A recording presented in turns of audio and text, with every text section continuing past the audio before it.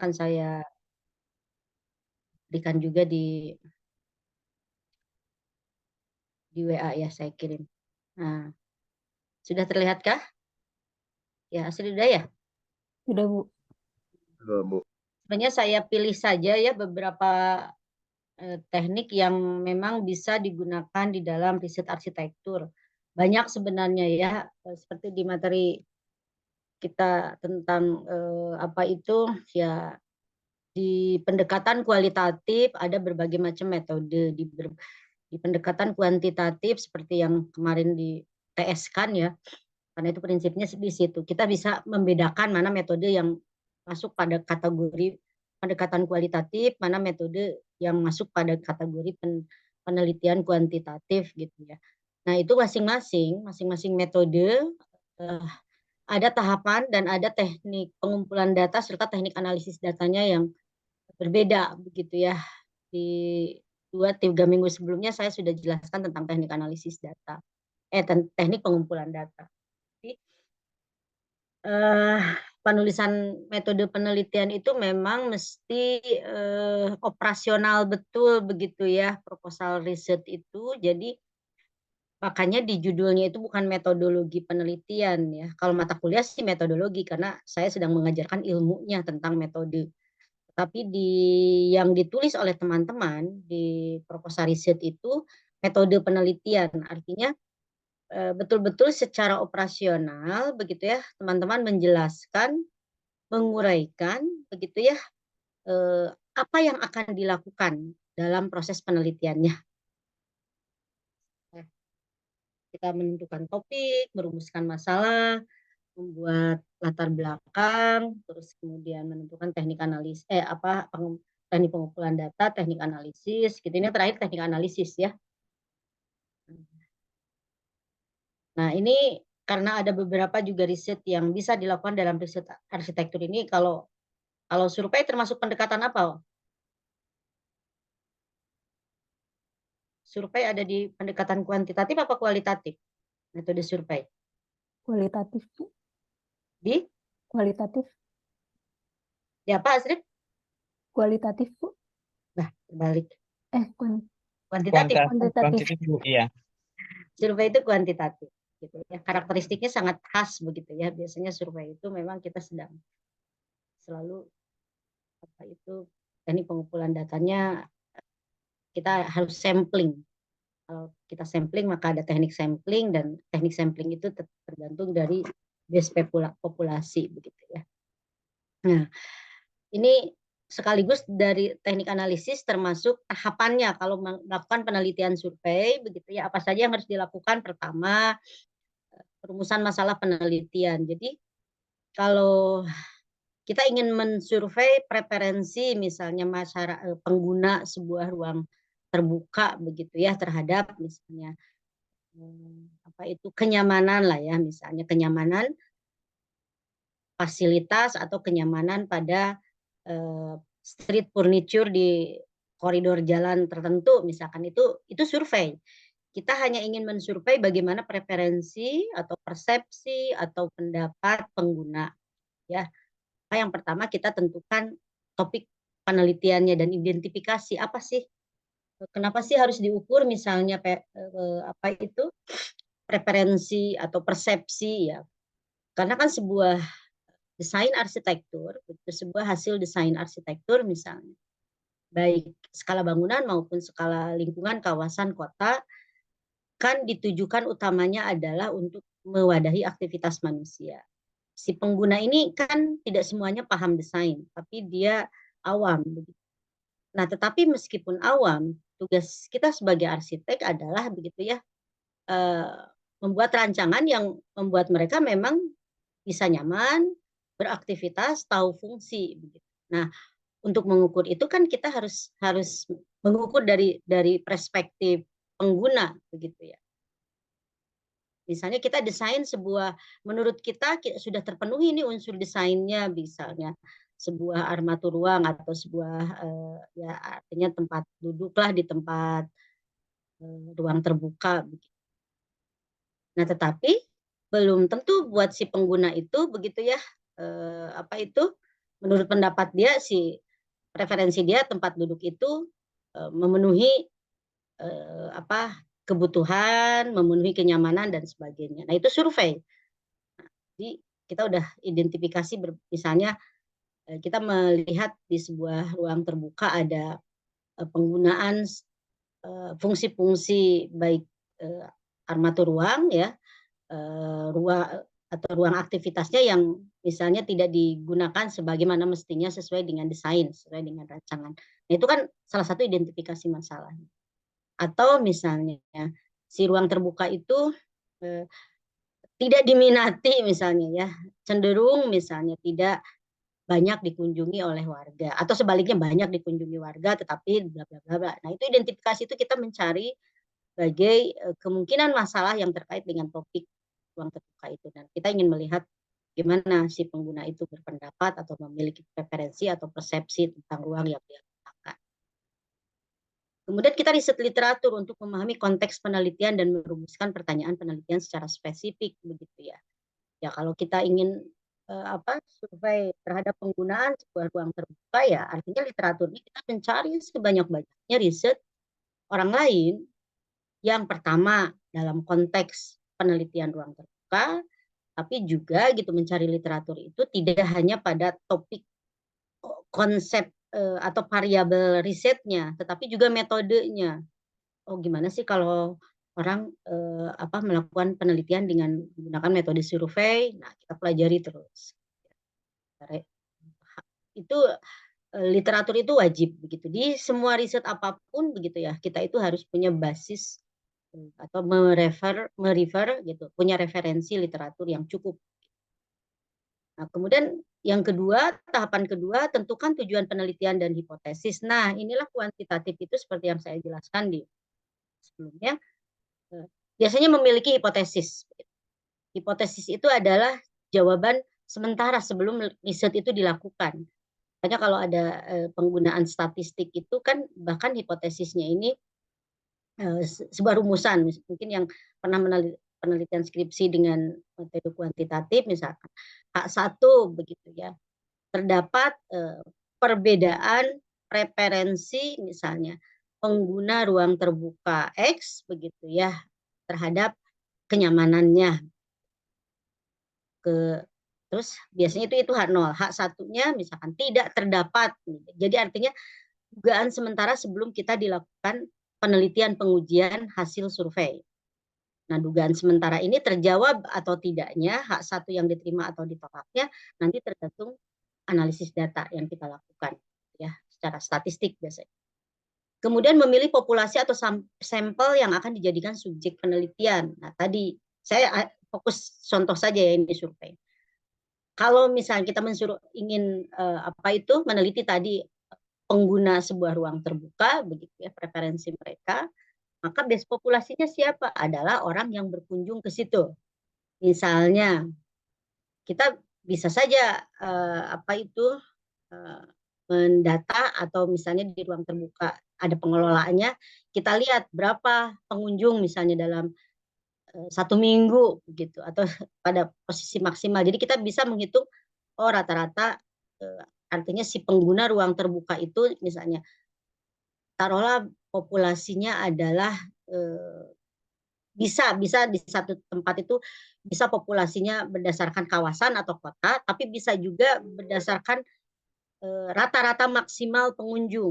Taruhlah ketemu misalnya populasi yang pengunjung atau pengguna ruang terbuka itu adalah 1.000. Itu populasi. Nah, itulah yang mencirikan khas betul kalau kuantitatif itu selalu metode survei itu harus ada populasi based on. Nah, kalau populasinya 1.000 berarti kita harus mencari teknik samplingnya mau di gimana. Itu ada banyak teknik sampling ya dengan rumus juga yang berbeda-beda. Biasanya yang digunakan slopin misalnya atau berapa persen dari itu gitu. Nanti akan ketahuan berapa jumlah sampel yang harus kita survei, responden yang kita survei. Misalnya dalam 1.000 itu biasanya rata-rata di 200 lah, 150, 200. Maka yang kita survei itu adalah hanya 150 responden atau pengguna. Nah, kuantitatif itu mengeneralisasi. Jadi si sampel itu menggambarkan populasi, itu yang penting. Selama teknik samplingnya benar, gitu ya, teknik samplingnya benar, maka nanti hasilnya dia bisa mengeneralisasi atau bisa menggambarkan populasi. Nah, kemudian identifikasi variabel yang akan diamati dan diukur. Nah, variabel di dalam penelitian kuantitatif atau metode survei ini tergantung si topik, ya. Tadi preferensi pengguna ruang terbuka berarti si variabelnya itu adalah preferensi pengguna satu itu terhadap misalnya ya kenyamanan dalam beraktivitas. Nah, itu sudah dua variabel tuh. Nah, jadi kenapa harus diidentifikasi? Nah, variabel-variabel itulah yang akan kita turunkan, yang akan kita ukur, gitu ya. Dari mana kita bisa tahu mengukur variabel itu berdasarkan apa? Ya kita tadi balik lagi pada studi literatur, teori tentang preferensi, teori tentang ruang terbuka. Nah, yang menjadi alat ukur itu indikatornya adalah dari teori-teori itu. Ya, dari teori-teori itu nanti kita turunkan ke aspek, ke indikator, baru kita bisa menyusun question, bisa menyusun item pertanyaan dalam kuesioner. Kemudian rancang kuesioner atau alat survei lainnya untuk pengumpulan data. Alat ini kan menentukan benar atau tidaknya riset kita. Nah, yang ketiga adalah pengembangan kuesioner. Buat daftar pertanyaan pernyataan yang relevan dengan masalah penelitian.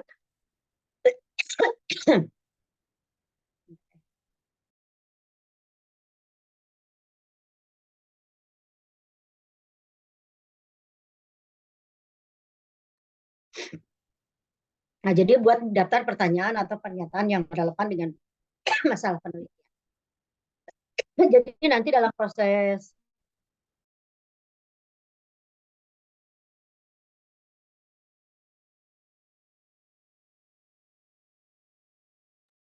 nanti di proses saya ingin lihat dari semua proposal teman-teman yang nanti akan saya perdalam sesuai dengan kebutuhan ya. Kalau ada yang menggunakan teknik survei misalnya, saya akan khusus menjelaskan misalnya di sesi pertemuan atau pembahasan misalnya cara menyusun kuesioner, bagaimana menentukan variabel, menentukan aspek, menentukan indikator, kemudian dimuat dalam kisi-kisi sampai melatih membuat item pertanyaan.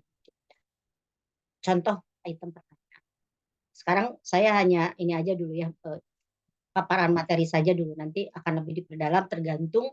Makanya ini tidak semua metode saya jelaskan, tapi biasanya ini yang dipakai di arsitektur saja ya, yang terkait dengan riset arsitektur. Pastikan pertanyaan tersebut jelas dan tidak ambigu, makanya ada uji validitas ya, uji kuesioner. Nanti ada uji validitas, reliabilitas untuk menentukan apakah pertanyaan-pertanyaan itu gitu ya dapat mengukur, dipahami oleh si responden, tidak membingungkan, sehingga apa yang dimaksud oleh si peneliti itu dipahami oleh responden. Itu.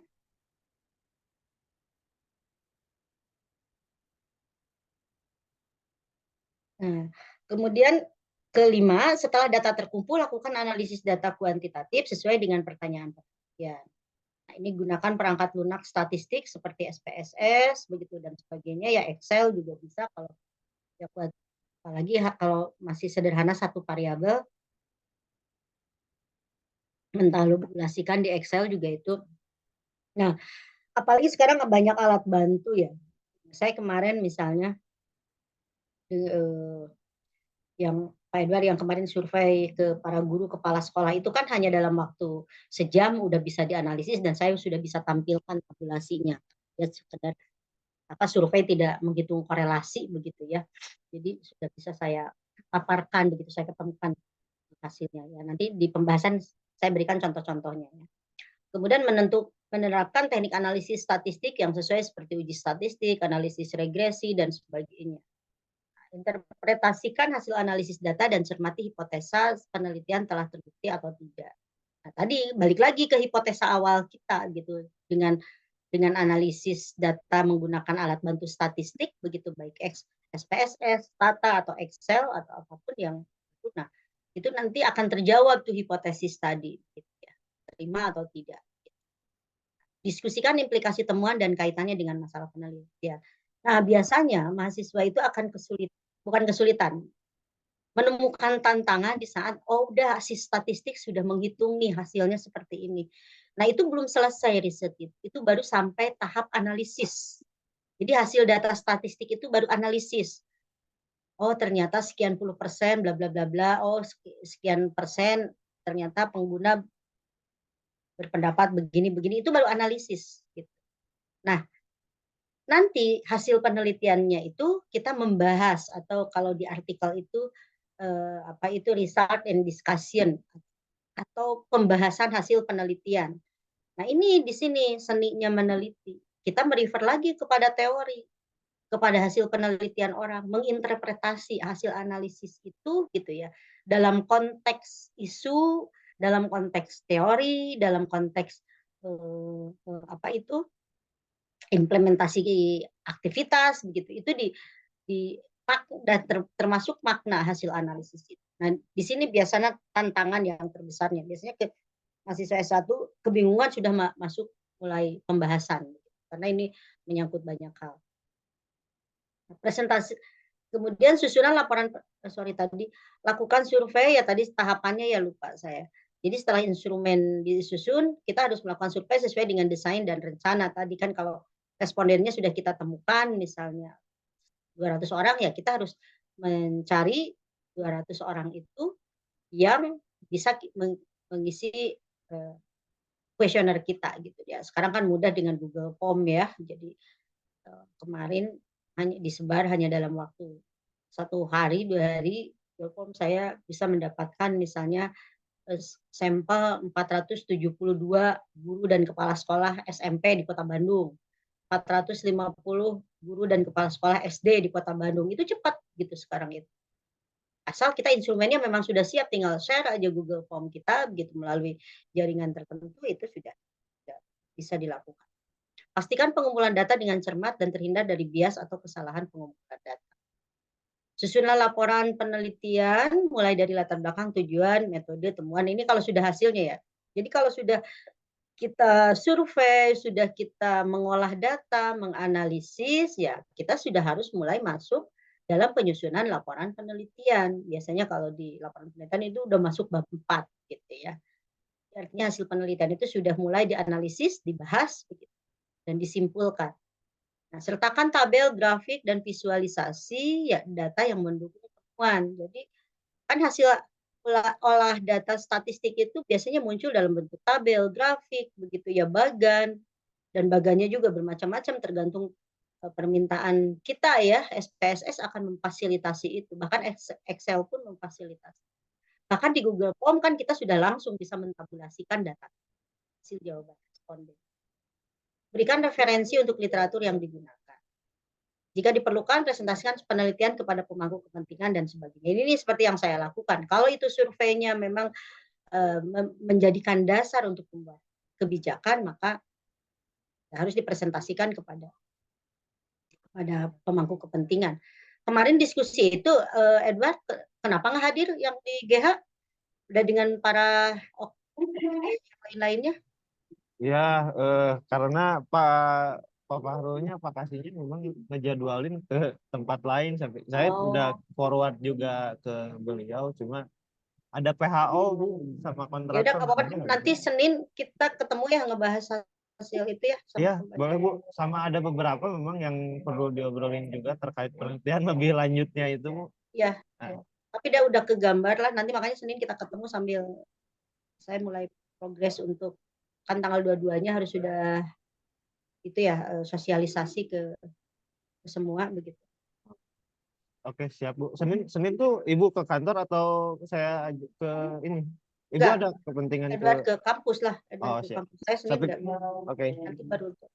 Ya. Oke, kita lanjutkan ya. Nah, ini eksperimen, tapi eksperimen ini biasanya jarang dipakai ya di riset arsitektur, tapi mungkin bisa saja. Nah, nanti silakan aja dibaca ya. Saya ingin memperdalam yang kualitatif riset ya, karena ini banyak yang menggunakan kualitatif riset nanti, yang tipomorfo, yang misalnya studi koridor jalan ya, yang siapa Pak, itu banyak kualitatif riset. Nah ini etnografi dan tipomorfologi yang ingin lebih saya jelaskan karena sebenarnya lebih banyak menarik di sini ya. Dan studi kasus ya, studi kasus seperti yang apa itu ya, kalau yang Edward ini bisa dua-duanya ya, studi kasus, eksperimen juga sebenarnya, nanti tahapannya dipelajari saja, kan ini saya share ya untuk dipelajari. Nah, etnografi pertama merumuskan masalah, menentukan topik masalah, biasalah identifikasi masalah penelitian dalam konteks budaya atau komunitas tertentu. Nah, ini yang menjadi karakteristik sebenarnya kualitatif riset itu begitu, yang paling karakternya kuat itu memang di etnografi.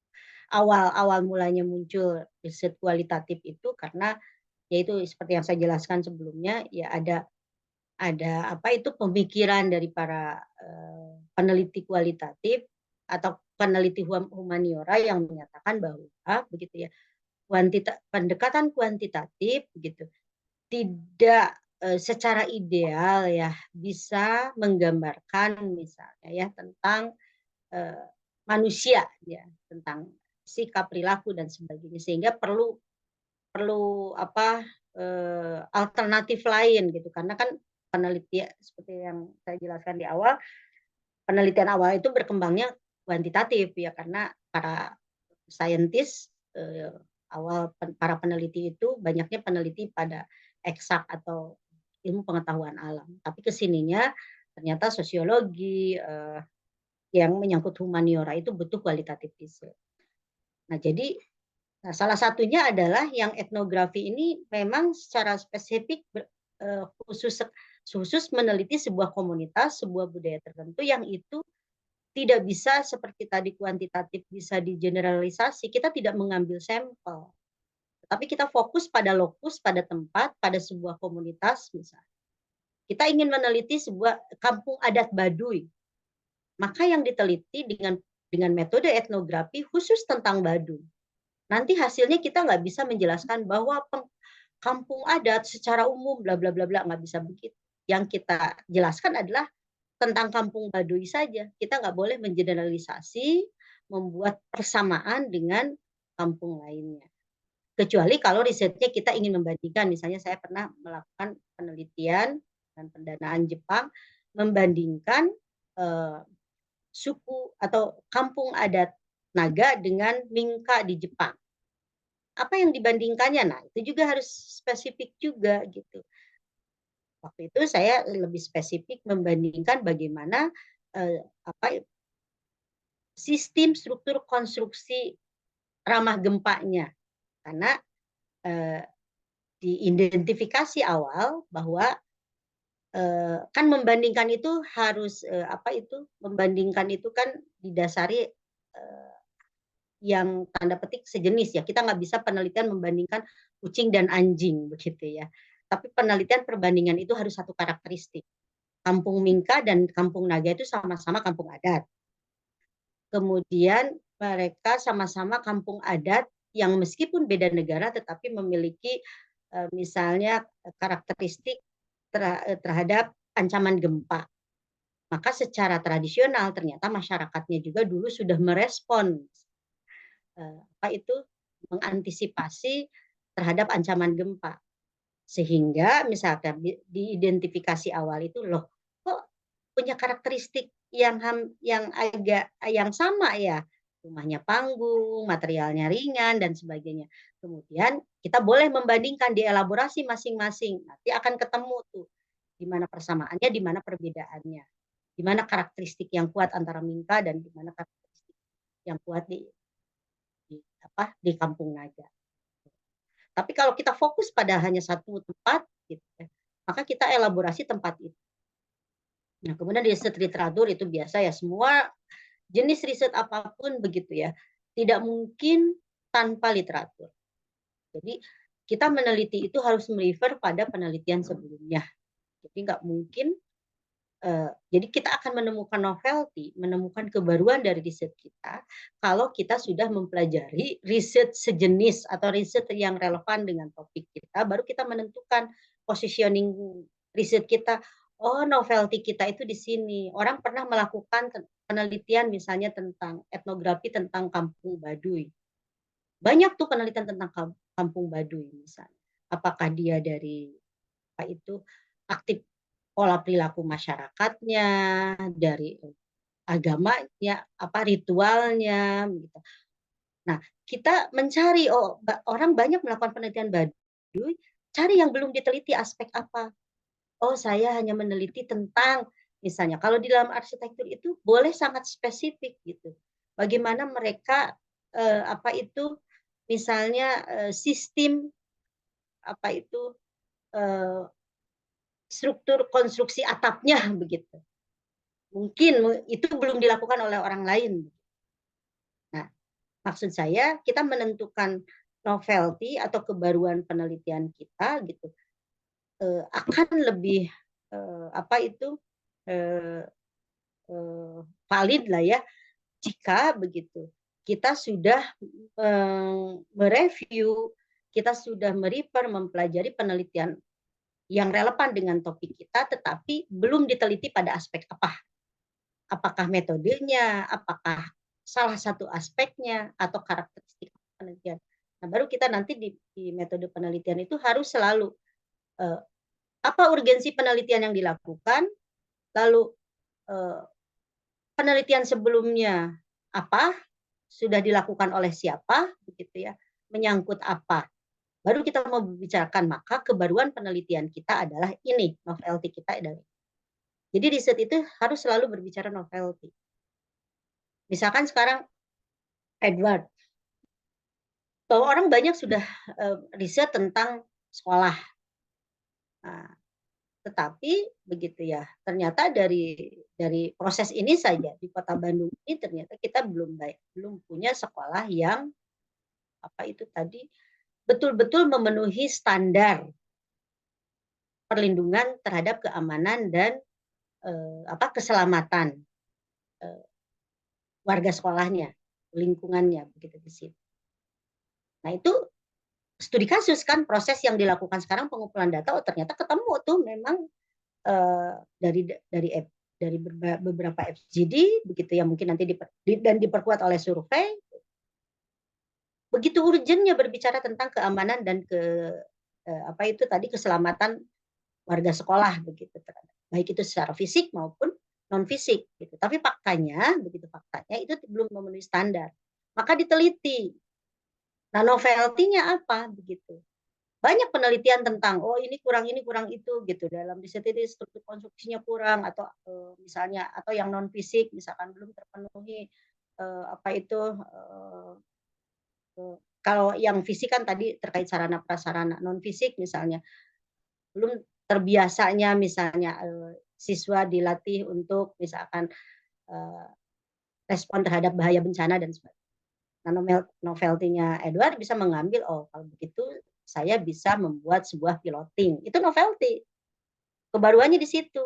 Saya membuat piloting bagaimana sekolah SMP yang di Bandung yang memenuhi standar perlindungan, keamanan, dan keselamatan di lingkungan lokasi sekolah itu. Dengan saya menganalisisnya semua sekolah, atau bukan semua sekolah ya, ada sampel, tapi hampir semua sekolah sebenarnya yang sekarang dianalisis. Tapi nanti novelty-nya akan membuat eksperimen, membuat apa itu desain sebagai piloting gitu, yang itu bisa dijadikan begitu ya percontohan. Nah, itu novelty juga bisa dilakukan. Kemudian lakukan wawancara awal dengan komunitas yang akan diamati untuk mendapatkan pemahaman awal tentang norma, nilai, dan praktik budaya. Nah, etnografi ini benar-benar kita harus terlibat di situ gitu ya. Maksudnya harus benar-benar untuk memahami sebuah budaya dan kita menggunakan metode etnografi mau tidak mau begitu ya, kita memang harus banyak ada di situ gitu. Nggak bisa cuma laporan selayang pandang gitu. Kita mencatatkan, kita mewawancara, begitu mengamati, mengobservasi.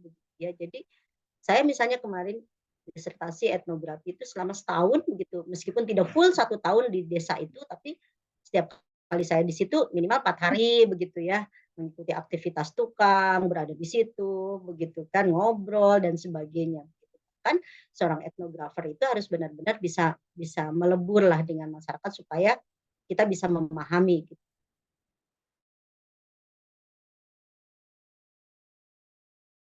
Penelitian yang berarti ketika berinteraksi dengan anggota komunitas ya. Kemudian memilih lokasi atau komunitas yang akan diteliti, tentukan waktu yang sesuai untuk melakukan pengamatan, ikuti aktivitas sehari-hari anggota komunitas, rekam pengamatan, catat peristiwa, perilaku. Nah, jadi ini ilustrasinya beginilah gitu. Jadi kalau penelitian sebuah budaya kelompok masyarakat komunitas tertentu itu ya si peneliti itu dengan referensi yang sudah dia bawa begitu dengan apa question research dengan rumusan yang sudah kita susun begitu ya dengan pedoman observasi dan pedoman wawancara yang sudah kita susun. Nah, ketika ada di lokasi itu nggak kebingungan apa ya yang harus dicatat, apa yang harus diamati gitu. Nah, kita kan sudah punya referensi bahwa kita ingin melihat secara mendalam misalnya dalam aspek apa ya. Ya itu yang ditanyakan, itu yang dikejar, itu yang dicatat, itu yang direkam, itu yang didokumentasikan.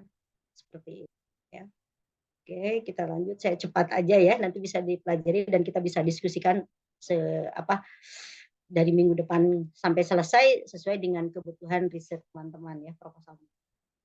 Nah, ini lakukan wawancara, ajukan pertanyaan terbuka, analisis data secara berkelanjutan pada saat pengumpulan informasi, identifikasi pola. Nah, itulah riset kualitatif itu, begitu ya. Kalau tadi di kuantitatif kita akan karena kita based on populasi, kemudian ada sampel, maka hasilnya kita bisa mengeneralisasi, begitu ya dari sampel. Nah, tapi kualitatif terutama etnografi itu karakteristik khasnya hasilnya itu kita akan menemukan pattern atau pola. Oh, ternyata misalnya ya masyarakat Baduy itu memiliki ritme atau pola dalam aktivitas sehari-hari, dalam teknik dia membangun, dalam teknik dia menentukan waktu membangun dan sebagainya itu pola begitu. Biasanya hasilnya itu berupa pola, bagan begitu ya dan sebagainya. Selama proses penelitian, refleksikan peran sebagai peneliti, sikap dan asumsi akan mempengaruhi interpretasi. Catat refleksi pribadi. Jadi beda dengan kuantitatif tadi karena kita menggunakan alat statistik ya. Jadi linier gitu. Tapi kalau jadi tahapannya itu dalam tanda petik kaku lah ya. Ketika teknik pengumpulan datanya sudah selesai, kita sudah punya kuesioner yang sudah diisi, lalu kita olah dengan statistik, maka hasil statistik itu baru dianalisis. Tetapi dalam kualitatif riset, terutama etnografi, gitu, kita dari awal sudah dari mulai pengumpulan data, tapi sekaligus juga menganalisis. Gitu. Makanya di dalam penelitian kualitatif itu pertanyaan riset, begitu ya, akan berkembang. Jadi meskipun kita punya pedoman wawancara, pedoman observasi, beda dengan kalau kuesioner, kalau sudah disusun, kemudian diuji validitas, maka dalam proses pengumpulan data nggak boleh diubah lagi kalau sudah teruji validitasnya. Nah, tetapi dalam kualitatif riset, daftar pertanyaan wawancara, daftar pertanyaan atau pedoman observasi itu dalam perjalanannya bisa berkembang. Boleh diubah, boleh ditambah, boleh dikembangkan. Karena tergantung bagaimana yang terjadi di situ di lokasi riset. Jadi sangat memungkinkan untuk nah ini penulisan catatan lapangan, analisis mendalam, penulisan laporan penelitian, gitu. Kemudian ada evaluasi metode dan sebagainya. Nah ini studi kasus. Studi kasus ya ini yang kualitatif ya, jadi etnografi, studi kasus. Tadi yang saya contohkan di kuantitatif adalah survei dan eksperimen ya. Nah, ini yang kualitatif itu studi kasus, misalnya. Mulailah dengan pengumpulan data yang relevan untuk kasus yang diteliti. Dapat berupa wawancara, observasi, begitu dokumen, rekaman. Nah, jadi kan sudah berbeda, teman-teman sudah bisa membedakan. Kalau kualitatif itu pasti penekanannya wawancara, observasi, studi dokumen, rekaman, begitu. Sumber informasi lainnya. Kemudian coding dan kategorisasi data. Nah, ini juga nanti kalau teman-teman ada yang dengan kualitatif murni, saya akan contohkan bagaimana cara mengcoding, membuat tabula, membuat coding dari data yang kita kumpulkan secara kualitatif. Kemudian analisisnya berupa naratif ya, narasi atau deskripsi lengkap ya tentang kasus yang diteliti. Identifikasi unsur utama, peristiwa, karakteristik yang relevan dan deskripsikan dengan rinci. Analisis komparatif, pemodelan teoritis, analisis SWOT ini bisa dilakukan ya. SWOT analisis, ada teori komparatif perbandingan dan sebagainya. Silakan nanti dipelajari, terapkan di proposal teman-teman sehingga mulai minggu depan kita sudah mulai mendiskusikan bagaimana progres proposalnya. Nah, ini teknik analisis analisis tekstual, analisis konsep tema, cross-case, validasi dan triangulasi, penyajian temuan, diskusi dan kesimpulan. Nah, pada prinsipnya, pada penerapannya saya tidak ingin membuat teman-teman rumit begitu ya. Nanti makanya tergantung kita lihat proposal masing-masing lalu akan kita arahkan gitu ya. Mana yang lebih simpel tahapannya. Kemudian ini semiotik jika karena ini juga dikenal di penelitian arsitektur untuk teknik analisis data metode semiotik ya, jika ada yang menggunakan semiotik. Tentukan pertanyaan penelitian dan tujuan penelitian, pilih teks, gambar, atau bahasa visual yang akan dianalisis. Ini bisa berupa iklan, poster, film, tulisan, karya seni, atau konten lainnya yang relevan. Kalau saya pernah melakukan riset dengan semiotik itu, jadi bagaimana persepsi image awam terhadap sebuah bentukan desain kita. Kalau menurut kita si kolom itu begitu ya, dengan konsep, dengan prinsip desain ada penjelasan rasional, tapi kan image pengguna beda gitu. Nah, itu biasanya bisa dilakukan dengan pendekatan semiotik. Ada teknik analisis semiotiknya begitu ya, apakah dalam bentuk rating scale ya, skala dan sebagainya. Pengumpulan materi penelitian, transkrip atau rekaman data begitu ya. Kan nanti kalau yang mau pakai semiotik, kemudian identifikasi tanda, simbol, analisis tanda dan simbol, analisis struktur makna, analisis konvensi semiotik ya. Nanti kita akan perdalam jika ada yang menggunakan ini ya.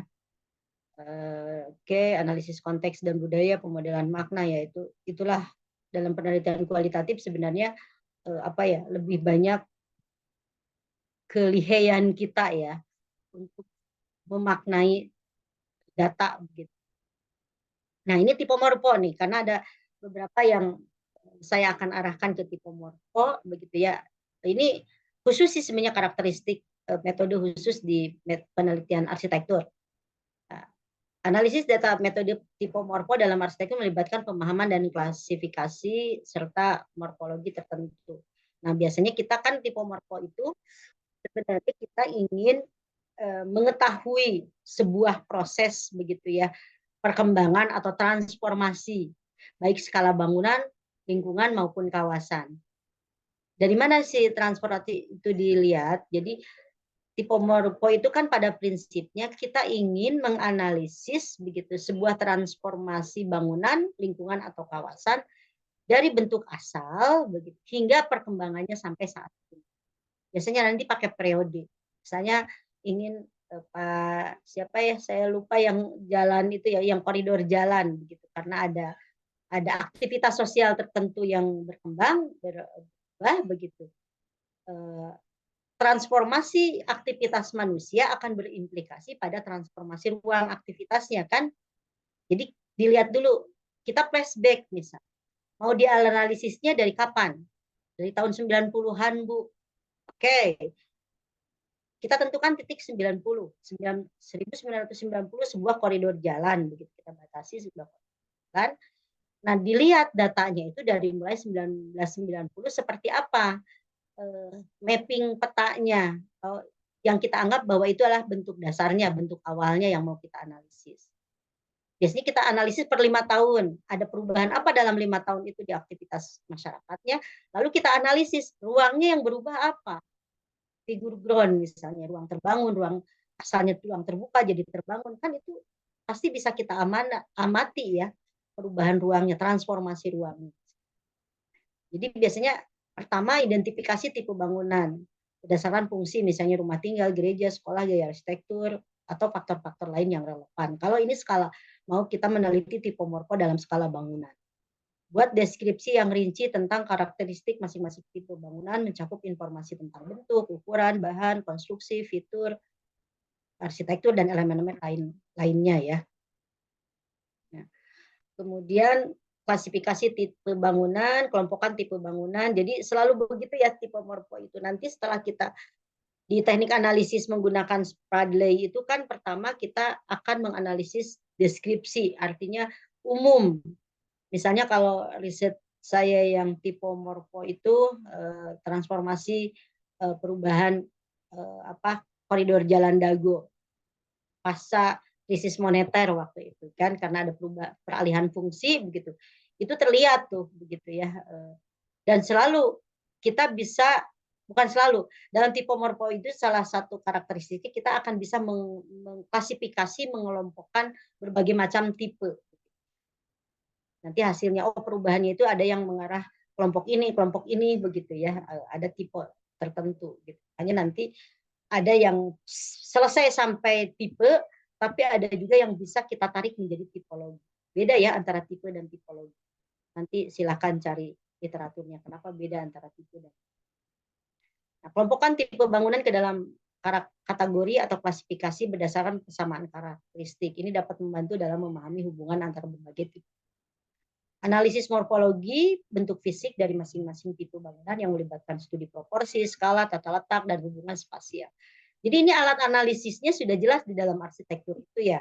Kalau kita akan menganalisis sebuah transformasi atau perubahan bangunan, lingkungan, dan kawasan gitu, pastikan aspek skala, tata letak, proporsi, bentuk, dan sebagainya itu kita analisis. Ini benar-benar riset arsitektur. Buatlah model atau diagram yang menggambarkan morfologi dari masing-masing tipe bangunan. Hal tersebut dapat membantu dalam memvisualisasikan karakter masing-masing. Pahami konteks sejarah. Nah, penting konteks sejarah. Karena kita berbicara tentang transformasi, maka kita akan berbicara tentang sejarah perkembangan. Jadi berangkatnya dari pertanyaan kenapa, misalnya ya saya meneliti koridor Jalan Dago. Kenapa Jalan Dago? Apa yang menarik dari Jalan Dago di Kota Bandung? Oh, Jalan Dago itu dulunya bagian dari perencanaan Bandung Utara, kawasan Bandung Utara oleh pemerintah kolonial Belanda. Jadi itu perancangan yang sangat signifikan pada masa itu gitu, karena mau mengalihkan ibu kota Batavia ke Belanda. Itu kan ada konteks sejarah tuh. Jadi meskipun kita tidak melihat transformasinya dari masa kolonial, tapi kita melihat background sejarahnya apa, kenapa mesti diteliti, apa yang menarik. Menariknya ya itulah dulu dirancang kawasan itu sebagai hunian begitu. Jadi yang didesainnya adalah untuk rumah tinggal, tapi karena perkembangan, karena tuntutan sekarang menjadi ada restoran, ada kantor, ada kafe, outlet begitu ya, factory outlet waktu itu. Jadi artinya menjadi kawasan komersial. Kan itu pasti perubahan begitu. Nah, ternyata temuan riset saya karena itu bagian dari kawasan konservasi begitu ya. Saya menemukan berbagai macam tipe perubahan, tipe transformasi. Nah, akhirnya dari analisis dari pengamatan awal saya membatasi riset saya. Karena meneliti transformasi juga akan banyak kalau keseluruhan transformasi couplingnya, bentuknya dan sebagainya. Saya batasi, saya fasad bangunan aja deh, itu boleh. Jadi saya hanya menganalisis perubahan pada fasad bangunannya yang dulunya rumah tinggal kemudian jadi komersial, itu otomatis dong begitu ada perubahan pada fasad. Fasad bangunnya ada dalam konteks skala kota, begitu. Ada analisis 3 dimensi. Dia akan terlihat. Jadi konteks sejarah itu penting. Kemudian pelajari perubahan dan evolusi tipe dan morfologi bangunan seiring berjalannya waktu. Identifikasi faktor yang mempengaruhi perubahan tersebut. Jadi, yaitu biasanya dibuat periodisasi, biasanya 5 tahunan. Dalam 5 tahun, dan itu yang paling terkenal, yang paling bisa kita itu pertama, jadi tipomorfo itu kita melihat kalau kawasan berarti kan kita melihat foto digital ya, akan kentara tuh pada tahun 90, oh ada berapa bangunan, akan terlihat kan bagaimana komposisi ruang terbuka dan ruang tertutup terbangunnya begitu. Jadi figur groundnya akan kelihatan begitu ya. Lalu nanti selain perubahan itu kita lihat 2 dan 3 dimensinya bangunannya seperti apa gitu. Perubahannya apakah hanya semuanya tipenya horizontal begitu, dia hanya 2 lantai, 1 lantai, atau ternyata setelah sekian periode misalnya menjadi berlantai banyak dan sebagainya.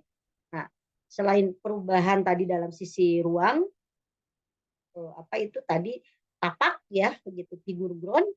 Nah, nanti dari 2 dan 3 dimensi akan terlihat juga berpengaruh pada visualisasi kota. Karena misalnya sekarang jadi bangunan berlantai banyak kan itu otomatis dalam konteks lingkungan akan terlihat perubahan. Oke, sedikit lagi. Presentasi data, sajikan hasil analisis dalam bentuk laporan yang mencakup deskripsi, gambar, dan diagram. Ini jadi tipomorfo itu harus selalu pasti banyak gambar. Perubahan sekecil apapun itu harus disajikan dalam bentuk visual, gambar. Gitu ya.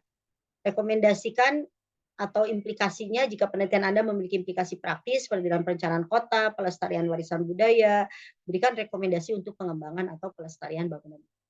Nah, jadi si tipomorfo itu berfungsinya salah satunya memberikan rekomendasi bagaimana perancangan ke depannya. Apa yang harus dikendalikan, apa yang harus dikembangkan, apa yang sudah harus di-stop begitu kan. Karena dari tipomorfo itu kita melihat pola perkembangan, pola transformasi begitu. Yang kemudian si peneliti itu harus mampu bisa menganalisis, memprediksi gitu. Makanya ada rekomendasi pengendalian, rekomendasi regulasi dan sebagainya begitu. Karena hasil tipomorfo itu gitu terjadi pola perubahannya seperti apa, ke depannya bagaimana memprediksi. Memprediksi itu bukan meramal ya, memprediksi berdasarkan hasil analisis tipomorfo. Nah, evaluasi metode tipe ini mah biasa ya, semua penelitian harus ada evaluasi. Ini selain tipomorfo ada fenomenologi ya dalam penelitian kualitatif itu. Silakan baca saja. Nah, nanti semua ini teman-teman pelajari, kemudian dibuat tahapan. Jadi minggu depan semuanya sudah menuliskan proposalnya dengan template yang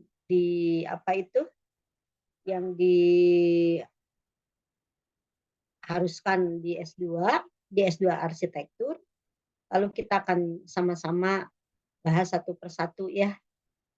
Jadi harus sudah sampai ke teknik analisis, nggak apa-apa, ditulis saja dulu dari contoh dari paparan saya ini, begitu tahapannya kan itu tadi sudah jelas, itu sudah rinci gitu. Kalau yang menggunakan survei ya tahapannya menggunakan tahapan metode survei, yang menggunakan tipomorfo gunakan tahapan tipomorfo, yang menggunakan studi kasus gunakan tahapan studi kasus. Seperti itu. Saya maraton ngasih materinya ya, tapi silakan dipelajari dulu lah nanti kita diskusinya pada saat. Tapi bolehlah satu orang aja kalau ada yang mau ditanyakan sebelum jam 8. Ada yang ditanyakan atau mau dicerna dulu saja? Nanti silakan dipelajari dan setelah dipelajari langsung ditulis ya. Biasanya suka lupa ditulis di proposalnya ya. Sehingga minggu depan kita benar-benar sudah bisa membahas. Minggu depannya tanggal berapa ya? Nanti akan banyak terganggu juga karena saya beberapa hari di Semarang juga. Sekarang itu November. Tanggal 10 minggu depan. Tanggal 10, oke. Mudah-mudahan tanggal 10 sampai tanggal 17 saya masih aman untuk membahas, tapi tanggal 24 saya sudah di Semarang ya. Kita sampai Desember sih masih baru pertemuan 9 ya. Oke, kalau begitu kita cukupkan saja dulu. Nanti diskusinya mulai minggu depan saja.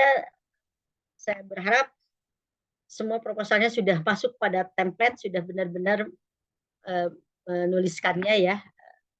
Ya mau tidak mau nanti teknik penulisan latar belakang, teknik merumuskan masalah itu akan saya jelaskan pada saat membahas masing-masing masalah. Barangkali itu cukup dulu hari ini. Terima kasih. Mohon maaf materinya kayak berlari-lari. Harus membagi waktu begitu ya. Selamat. Ini hadir semua ya? Enggak. Hadir, Bu. Hadir semuanya. Hadir Oke. semua. Tinggal divalidasi spotnya ya. Terima kasih semuanya. Sehat-sehat. Mohon maaf sekali lagi. Mudah-mudahan Jumat depan kita sudah mulai bisa membahas proposal. Assalamualaikum. Waalaikumsalam. Waalaikumsalam warahmatullahi wabarakatuh. Izin live ya. Sehat juga, Bu. Iya. Saya langsung share materinya ya di Ya, Bu. YouTube ya. Iya, Bu. Saya izin live. Assalamualaikum. Waalaikumsalam. Waalaikumsalam warahmatullahi wabarakatuh. Saya juga pamit ya. Terima kasih. Terima kasih, Pak.